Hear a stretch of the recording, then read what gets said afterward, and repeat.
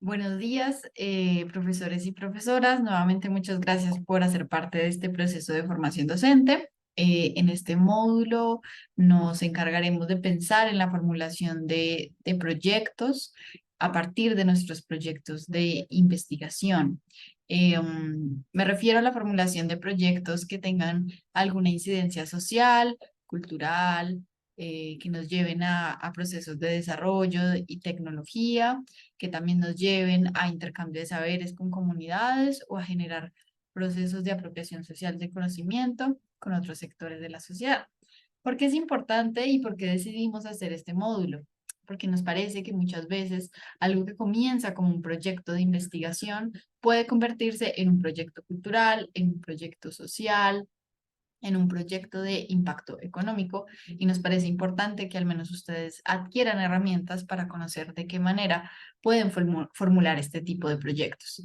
Y también es importante ver cuáles son sus diferencias respecto a un proyecto de investigación, ¿no? ¿Qué es lo que nos requiere? Pero creo que esta también es información muy útil al momento de comenzar un proyecto de investigación, porque nos permite proyectarnos en el futuro. ¿De qué manera esta investigación teórica, por ejemplo, o este estudio de caso nos permitiría transformarlo en un proyecto de otro impacto? Bueno, em, entonces vamos a iniciar con la formulación de proyectos. Como les decía anteriormente, una investigación formativa, como es el caso de los semilleros, o aplicada, puede derivar en un proyecto que tenga un carácter industrial, social o cultural, y esto es importante en la medida en que la investigación se convierte en acción. Ya sabemos que hay muchas maneras en las que una investigación es acción. Las metodologías muestran de qué manera puede haber esa acción ya en el proceso investigativo, pero acá nos referimos a otra acción, y es el impacto que esto pueda tener fuera de la academia, ¿no? Del espacio establecido de la academia. Y lo que se busca con esta formulación de proyectos, pues es generar espacios de nuevo conocimiento para convertirlo en planes y proyectos de trabajo interdisciplinar que nos permita encontrar aliados más allá de nuestro campo de estudio, aliados desde la comunicación educativa, desde el desarrollo tecnológico, desde las organizaciones en las comunidades, para generar otras formas de transformación del conocimiento. Entonces, esto es importante. Pensamos un proyecto como un trabajo interdisciplinar que nos va a requerir tener aliados y colaboradores de otras áreas que nos permitan llevar nuestro proyecto a otras instancias o darnos puntos de vista determinados que nos permitan ampliar las perspectivas de nuestro proyecto. Bueno, ¿de qué hablamos cuando hablamos de formular un proyecto? Hablamos de una planeación, de una serie de fases o de etapas para conseguir un objetivo y unos resultados concretos. Esto es algo muy importante. El proyecto es una planeación para generar un proceso de ejecución en el que tendremos resultados concretos. Y esta suele ser una de las partes quizá a veces más complicadas en la formulación de un proyecto, y es cuáles van a ser esos resultados concretos al finalizar este plan. Eh, es semejante, como les decía, al paso a paso de un proyecto de investigación, pero utilizamos otras herramientas para pensar en las acciones que se llevarán a cabo, en los colaboradores y aliados y las necesidades de comunicación y socialización. Como veíamos anteriormente, en un proyecto de investigación entra un proceso final que es la transferencia de conocimiento. Un proyecto cultural, social, también busca esos espacios de socialización en los que se demuestre qué fue lo que se hizo y de qué manera se cumplieron con esos resultados concretos. Ahora bien, hay una metodología muy útil para esta formulación, y es la metodología del marco lógico. Ustedes encontrarán un manual hecho por las Naciones Unidas y el CEPAL para revisar cada uno de los paso a paso de este marco lógico. Acá revisaremos algunos, pero no todos, y por eso los invito y las invito a revisar este manual, porque ahí se observa paso a paso cada una, digamos, de las etapas o fases para la formulación, la gestión y la ejecución de un proyecto. Entonces, esta metodología del marco lógico se entiende como una herramienta que facilita ese proceso de conceptualización, diseño, ejecución y evaluación de proyectos. Está centrado en la orientación por objetivos hacia grupos beneficiarios y para facilitar la participación y la comunicación entre las partes interesadas.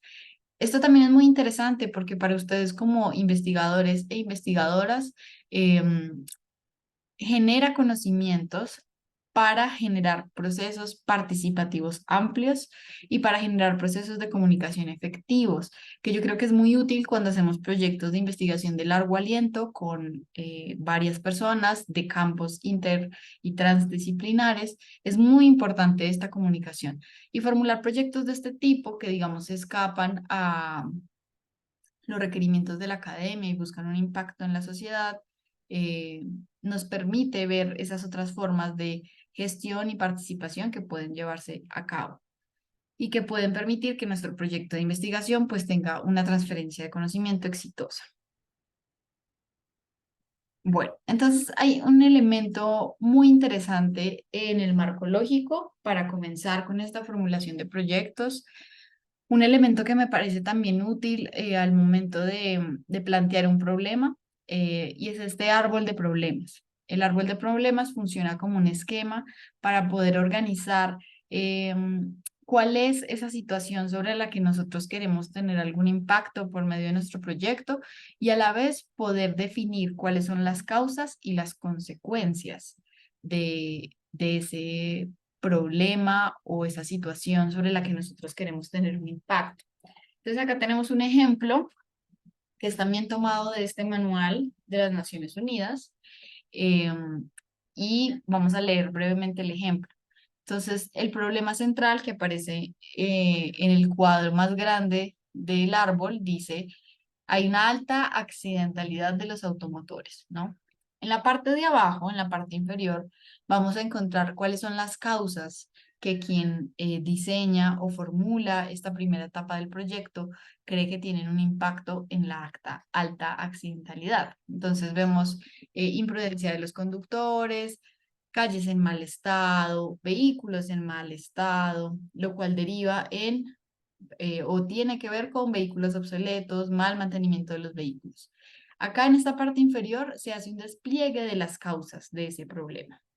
Este despliegue es interesante, primero porque nos permite ver unas causas directas, unas causas muchas veces claras y obvias, pero también en el proceso ya de construcción, también de conversación con las otras partes involucradas en el proyecto, podemos llegar a descubrir causas quizá mucho menos directas o causas que a primera vista parecieran no tener un impacto, pero lo tienen. Y entonces ahí se va desplegando el árbol, ¿no? Cuando podemos reconocer cuáles son esas otras causas importantes que tienen una afectación sobre el problema o la situación sobre la que queremos trabajar y que tal vez en ellas podríamos tener una incidencia. Entonces, esto es algo muy importante y es pensar cómo de esas causas que se nos ocurren a primera vista pueden haber unas causas subyacentes que no sean tan claras o evidentes, pero que nos permitan ampliar nuestra perspectiva respecto al problema.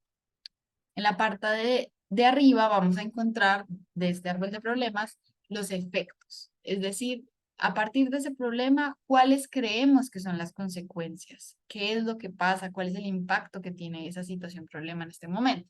Vemos, por ejemplo, alta frecuencia de lesiones y muertes, pasajeros que llegan tarde al trabajo, que eso deriva en altas pérdidas económicas y la frecuencia de lesiones y muertes en una imagen de la empresa desmejorada. Igual sucede con los efectos, así como con las causas. Empezamos a encontrar efectos directos y claros y a partir de ellos podemos seguir ahondando y encontrar consecuencias quizá mucho más lejanas, pero de importante impacto para ese problema. Este es el primer paso que propone la metodología del marco lógico para la formulación de un proyecto. Eh, y vamos a ver cómo a partir de este primer ejercicio se hace una transformación en objetivos. Este es la transformación que sucede con ese esquema y es ahora convertir esa redacción de las causas, esa redacción de las consecuencias y esa redacción del problema en un objetivo, ¿sí?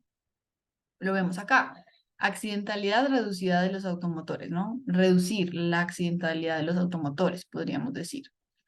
¿De qué manera se podría lograr eso? Bueno, ¿en qué causas? Prudencia de conductores, calles en buen estado, vehículos en buen estado, que eso significa vehículos renovados y buen mantenimiento de los vehículos. ¿Qué permitiría ese cumplimiento de estos objetivos? Que los pasajeros lleguen al tiempo al trabajo, que haya una disminución de lesiones y muertes, que haya una imagen de la empresa mejorada y que se disminuyan las pérdidas económicas, ¿sí? Entonces acá vemos cómo del árbol de problemas pasamos a convertirlo en un árbol de objetivos. Cómo ese problema lo podemos convertir o transformar en un objetivo, en una acción. Cómo esas causas también los podemos convertir en formas de alcanzar ese objetivo. Es decir, cómo lo podríamos convertir, al menos hasta este punto, en unos objetivos específicos, ¿no? De qué manera lograr el mejoramiento de estas causas nos llevaría a cumplir ese objetivo general y de qué manera nos muestra ya el impacto que eso tendría o el impacto que a primera vista creemos que esto tendría. Y entonces, en una investigación, podríamos utilizar esos efectos transformados en impactos como justificación de la importancia de un proyecto, ¿no? Reconocer cuál podría ser ese impacto. Y por eso es tan importante pensar en de qué manera se puede hacer que esos efectos se analicen o se construyan de manera no solo directa, los efectos directos y claros, sino también los efectos más lejanos, porque eso también va a ampliar la perspectiva y la justificación de la importancia de este proyecto.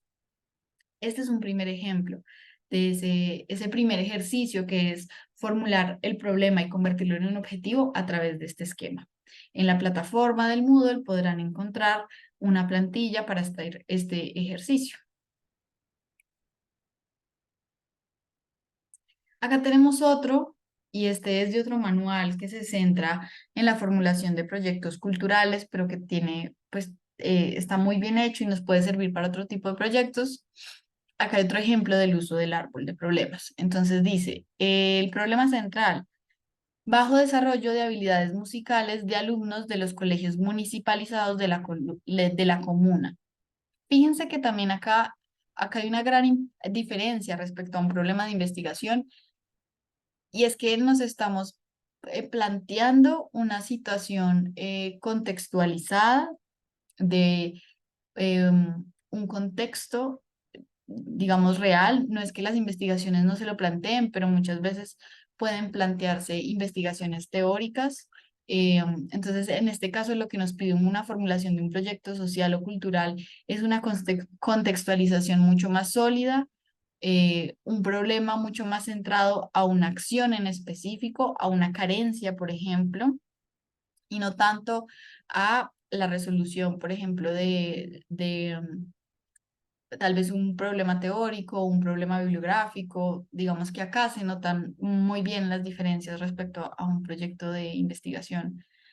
Pero también vemos que a partir de la realización de un proyecto de investigación se podría derivar en un proyecto cultural. O sea, a partir de los conocimientos recibidos en un proyecto de investigación acerca del arte colonial, acerca de la relación de una comunidad con un espacio de vivienda, podemos llegar entonces a formular aún un proyecto que se trate de construir acciones en ese espacio, o llevar ese arte a otros espacios, ¿no? Ahí ya se muestra como el carácter de un proyecto social o cultural y es que es la transformación en acción.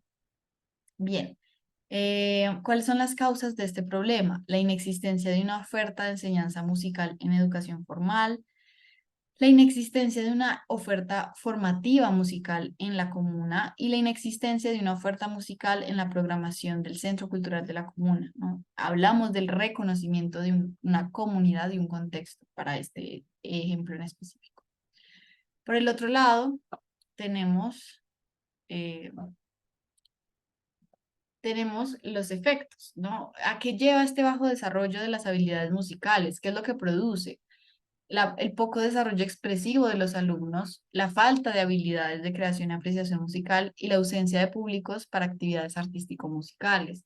Fíjense que esa ausencia de públicos lo podríamos pensar como un efecto lejano, ¿no? Si no se genera una sensibilidad en estudiantes, después no van a haber públicos que realmente asistan a estos espacios. Veamos cómo se transforma eso en objetivos.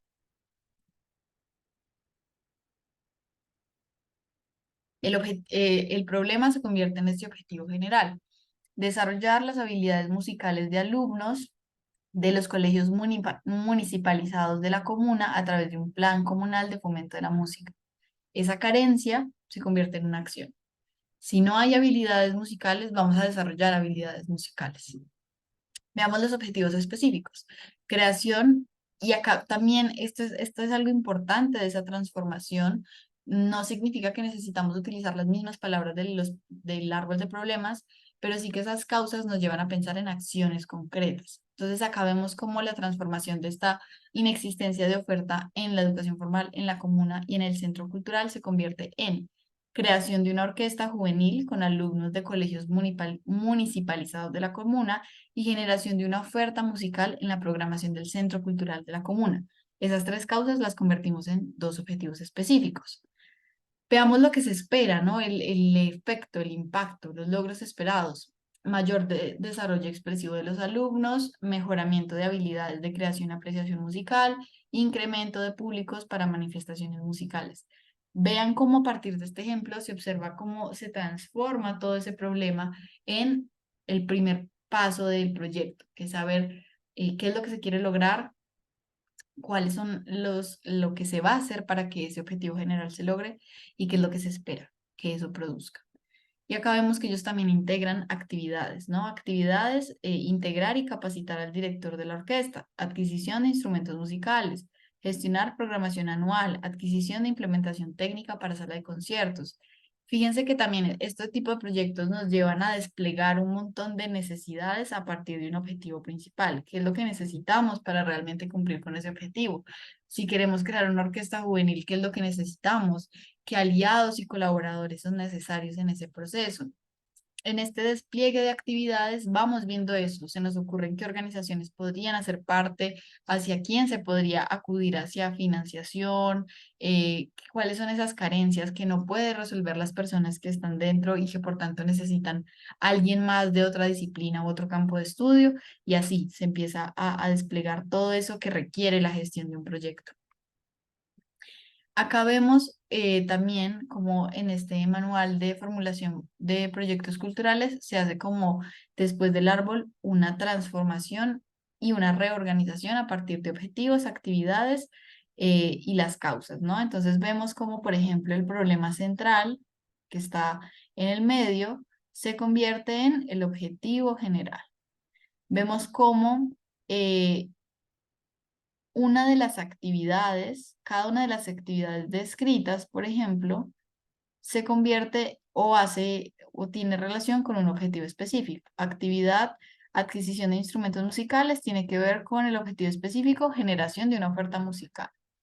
Vemos también cómo las causas se unen a los objetivos, ¿no? A qué objetivo responde cada causa y qué subcausas también tienen una relación. Entonces, esto también es algo interesante porque nos permite unir los dos esquemas, el árbol de problemas y el árbol de objetivos, para mostrar la relación. Esta causa responde más bien este objetivo responde a esta causa, esta actividad responde a este objetivo, este problema central responde a este objetivo general, nos permite hacer como ya una unión de ambos esquemas. Entonces, este es también un buen ejemplo de eso, ese paso a continuación que es la integración de ambos esquemas.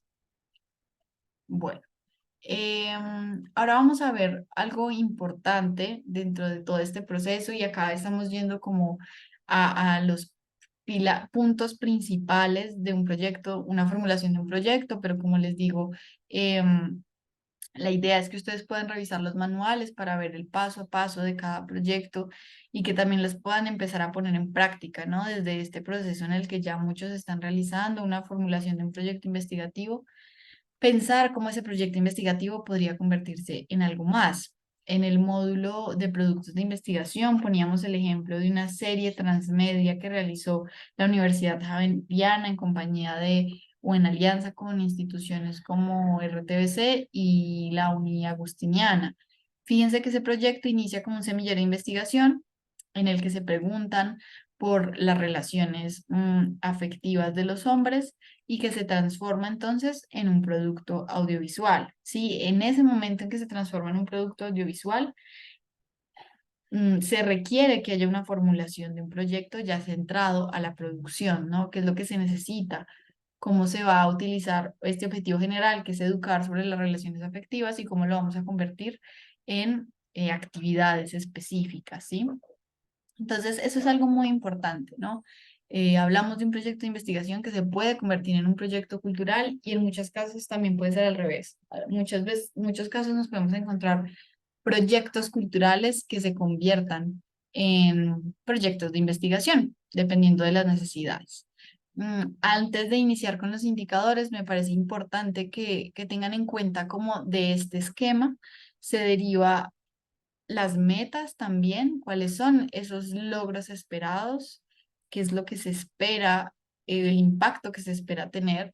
Y a partir de eso, como les decía anteriormente, cómo podemos establecer alianzas y colaboraciones con otras instituciones que trabajen de esta misma manera o que tengan una relación con una institución que, por ejemplo, eh, tiene alianzas con fundaciones extranjeras que donan instrumentos musicales, con profesores de universidades que estén interesados en generar procesos de apropiación social del conocimiento desde la música. Empezamos entonces a desplegar toda una serie de actividades para pensar en quiénes pueden ser esos aliados y colaboradores.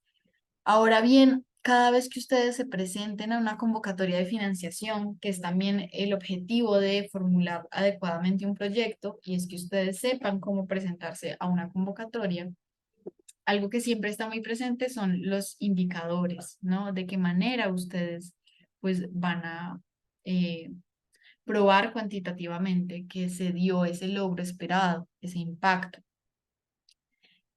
Vamos a leer como estos pequeños puntos del Manual de Marco Lógico de Naciones Unidas que nos muestran la importancia de eso.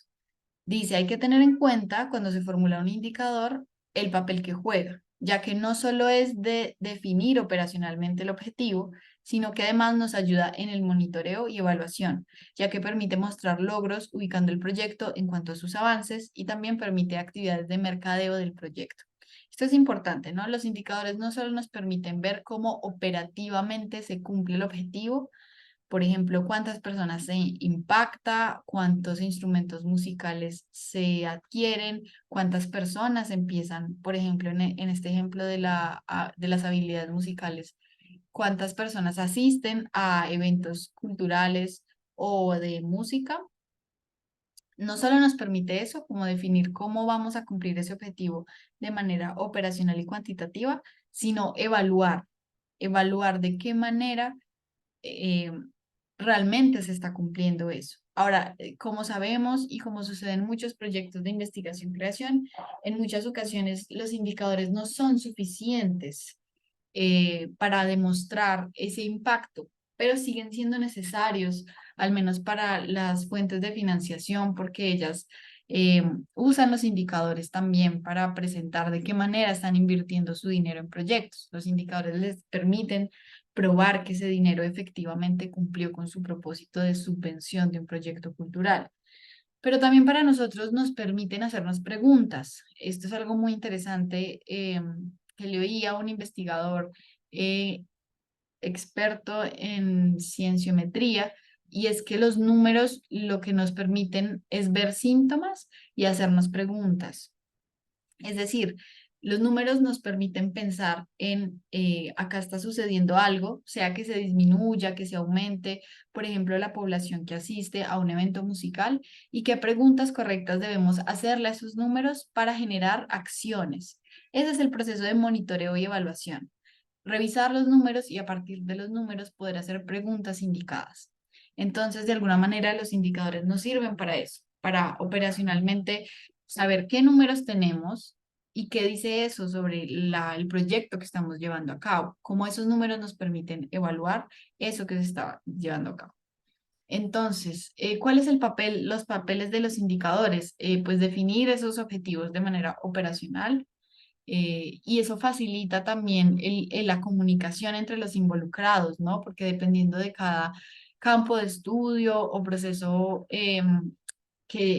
o proceso interno del proyecto en general, se guían por unos indicadores y entonces pueden comunicarse a partir de esos indicadores desde sus distintos campos, ¿sí?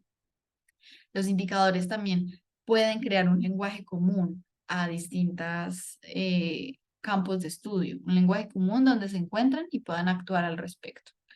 ¿Qué más nos permiten los indicadores?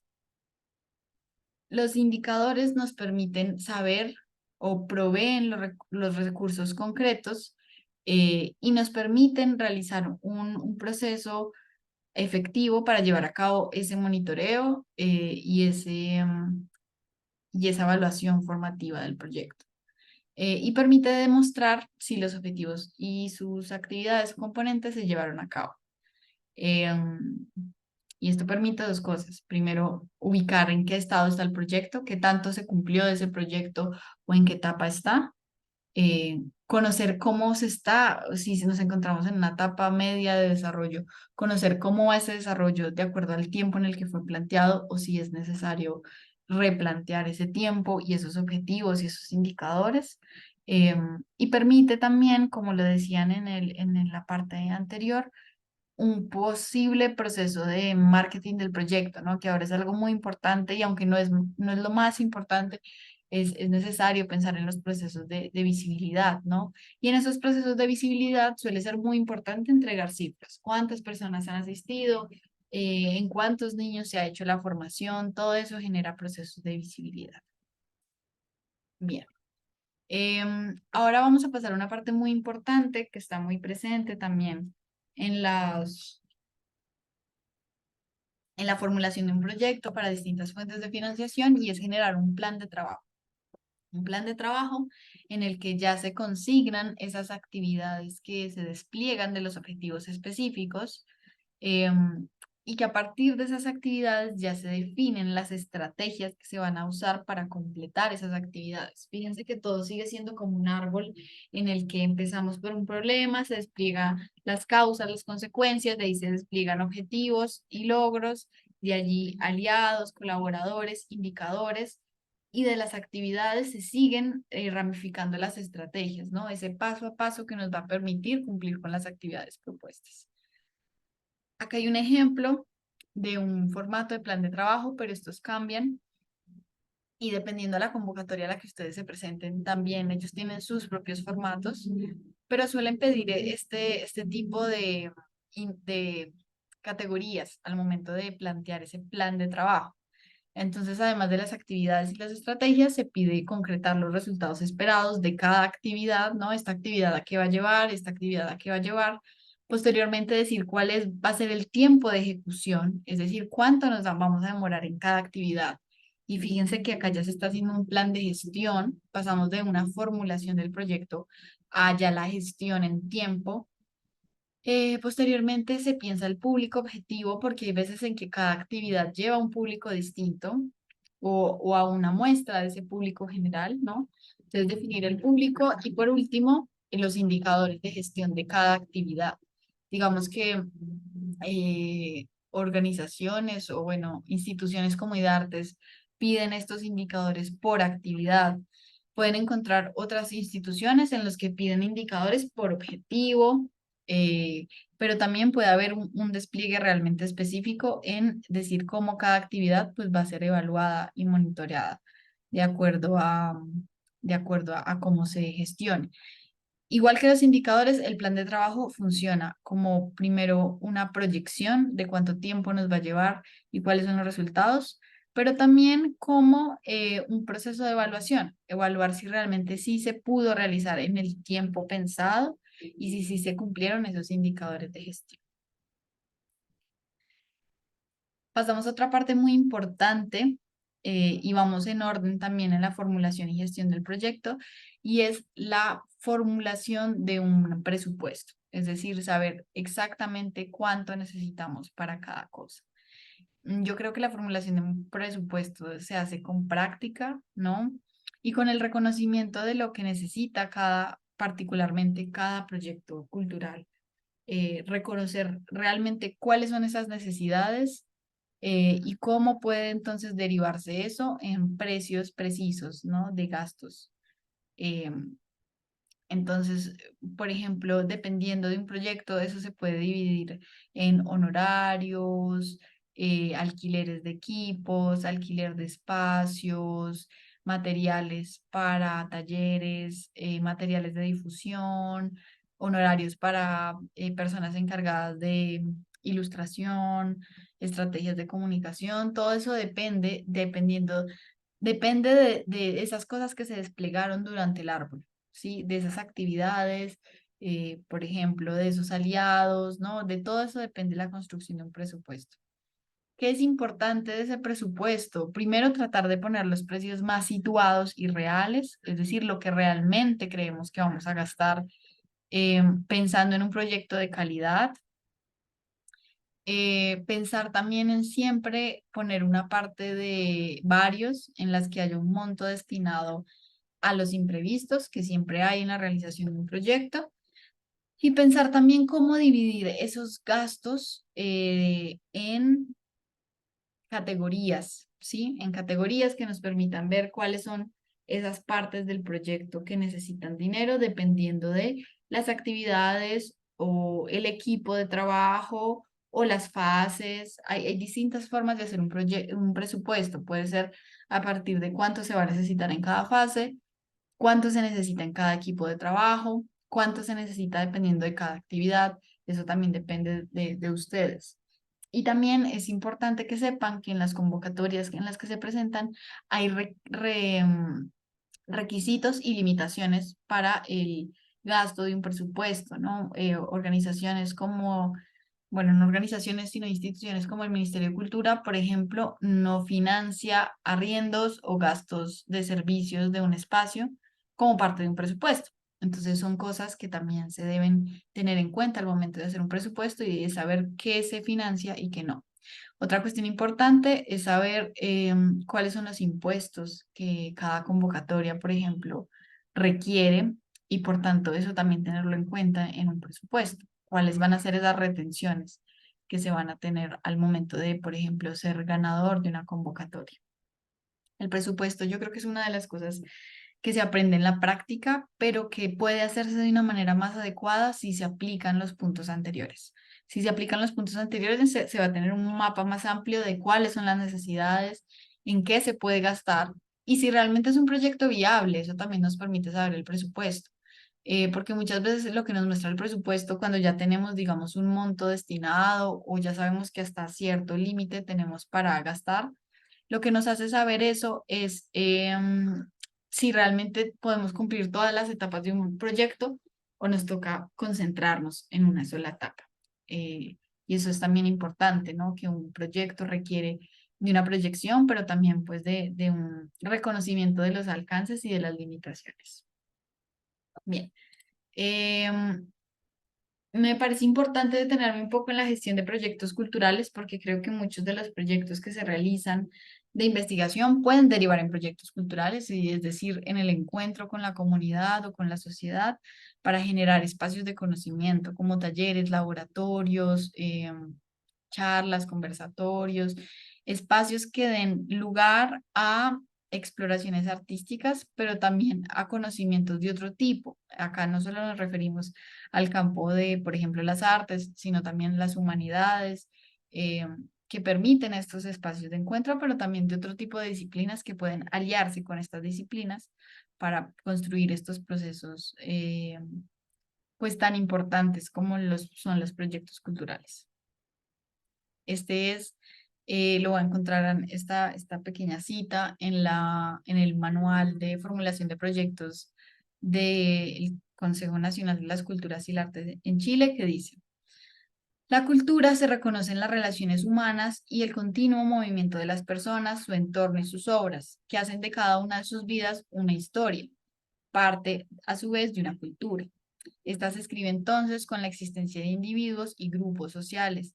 Es en la sociedad donde se reconocen los aspectos distintivos, los símbolos, los valores, las tradiciones y las manifestaciones culturales, ¿Por qué es muy importante que la academia haga parte de estos procesos? Porque significa precisamente abordar la experiencia cotidiana y simbólica de las comunidades para hacerla parte de la academia, ¿no? Para generar lazos y relaciones en las que el conocimiento que produce la academia no se aleje de este sustento social, ¿no? De estos valores, de estas tradiciones, que por ejemplo se entienda cómo la ciencia tiene un papel importante, pero debe dialogar con estas otras manifestaciones.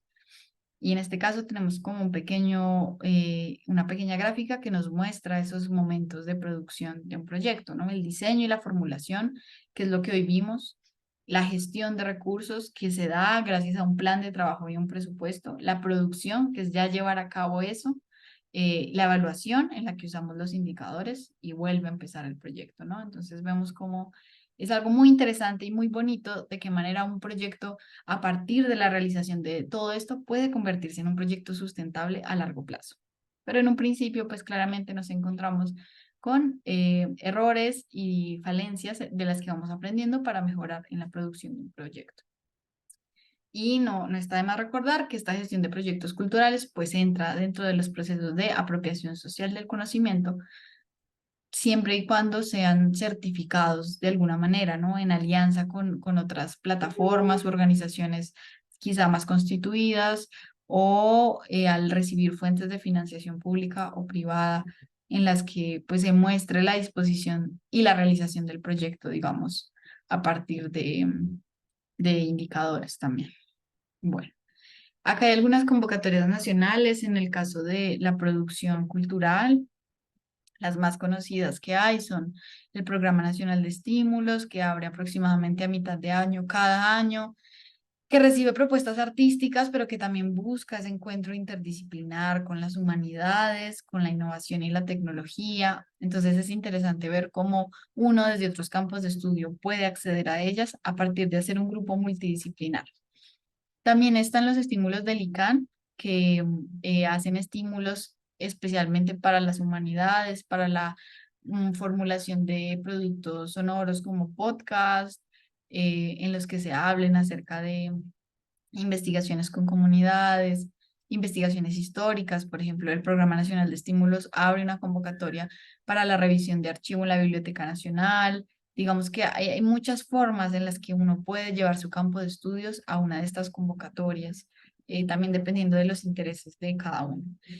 Aquí está el Programa Nacional de Concertación Cultural, que se encuentra abierto hasta el 16 de octubre y que también busca producción de formación artística o de salvaguarda del patrimonio cultural o procesos de creación, de investigación-creación, pero en compañía de instituciones como bibliotecas públicas, alcaldías, gobernaciones o fundaciones sin ánimo de lucro. Y esto es algo importante y es que también en las condiciones de participación podremos ver si podemos participar como investigadores individuales o deberemos formar un grupo con alguna organización y ahí entran otros tipos de alianzas.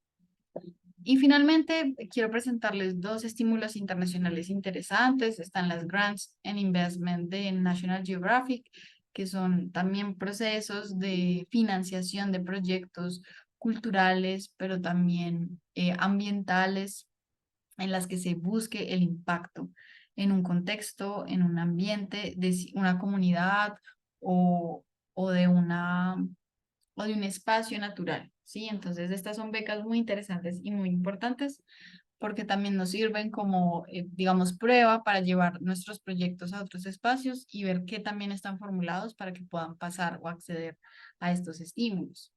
Y otro de las grandes plataformas para estímulos es la Ford Foundation, que pues tiene una larga lista de proyectos financiados en distintas partes del mundo. Si ustedes entran a la página de Ford, van a poder encontrar una lista de, por ejemplo, los proyectos que ellos financian cada año en Colombia, qué tipo de proyectos son, de qué se trata la financiación, y eso nos puede dar una idea de a qué podemos apuntar nosotros también desde la investigación. Me parece importante este módulo porque nos muestra de qué manera la investigación puede gestionar otras formas de conocimiento y de intercambio. Como investigadores nos sirve mucho este relacionamiento activo con la sociedad, con la comunidad, y cómo eso amplía las posibilidades de visibilidad de la academia en otros espacios y la flexibilidad también de la academia para acceder a otros espacios, cediendo un poco de su lugar de conocimiento para poder hacer un intercambio real, porque realmente es en la formulación de estos proyectos culturales que se evidencia es la importancia que tiene las cosmovisiones de las comunidades, las prácticas, las manifestaciones y cómo eso debe seguir dialogando siempre con la ciencia, la tecnología y la innovación. Muchas gracias por asistir a esta sesión. Esperamos o espero que los recursos que están a su disposición sean útiles para hacer este proceso y que nos compartan también si conocen otras convocatorias en las que podemos encontrar financiación para proyectos de tipo social y cultural. Muchas gracias.